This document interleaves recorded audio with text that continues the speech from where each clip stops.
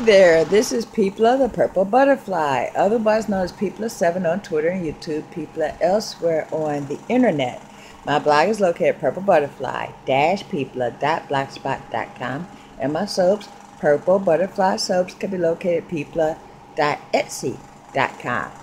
And I studied some of my old YouTube videos on knitting, and I realized earlier that I didn't remember my own shorthand for my patterns, and come to find out there's a video where I've actually came across that issue before. But because of the knit along videos, I figured out some of my shorthand. I have 3 patterns that actually have the written directions on them, and instead of the abbreviations, along with the abbreviations is a vocal direction or instruction on you do this here, you do this there, blah blah blah. And I basically studied that thing like it was the Bible for about a couple of hours. And today I am going to knit something.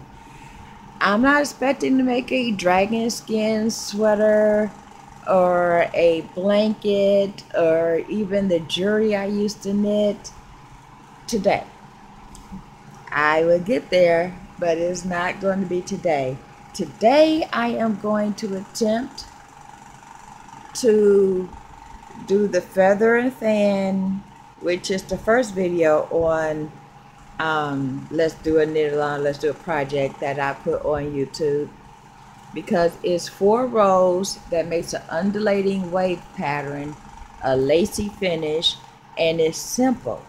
So I figure if it was simple enough to use to teach someone how to knit, then certainly it would be simple enough to refresh my memory on how to knit, because the stroke, the therapist called it expressive aphasia. So even when I have the vocal part back together, I still have computation errors in the thought process. And one of the things that was a gap was the knitting patterns and how to knit. And I've been relearning how to knit. I've been making swatch samples, but I'm going to try to complete something. And I still have a pattern as a guide, even though right now it's just not up there, because she said still keep your patterns as a guide, because muscle memory and cognitive memory are interconnected, and if there's something you used to do that had a certain format, keep doing it that way. And I'm hoping that is the case. If not, the re-knitting and the relearning will also be redesigning patterns and rewriting patterns in the format my brain works now. Because, okay, I took Greek shorthand in college. That got transferred out to ABC Sign Language, which became the way you do not sign language, ABC speed writing, which became shorthand from there on. And I know sign language too, that's why I got that mixed up in my brain. But a lot of the speed writing was also abbreviations that only I know. So if I give the pattern to somebody else to say, hey, you know speed writing, translate this, they're still going to have an issue with what I wrote because of the way I wrote it, and it was a notation that made sense to me but not necessarily to someone else. So if nothing else, I'll just have to repeat those steps while I'm relearning how to do the actual knitting process. So I am not going to push myself and expect 100% right now. I mean, I was always OCD, and that was always an issue with, this isn't exactly what I wanted. You know, I was a perfectionist too. And I mean, I got to the point with the knitting that I actually had to knit in an error. That way it wasn't perfect because I'm not perfect. And even if I had to purposely put in an error, that way it still has one imperfection because of an old adage I heard when I was little that at the moment I can't for the life of me remember. And I admit I don't remember it. But just getting the basics down, I know increase, I know decrease, I know how to join the ball of yarn, I know the cast on. Wait a minute. I'm gonna have to look up a video on how to cast off. I don't quite remember how to do that. Anyway, I have time.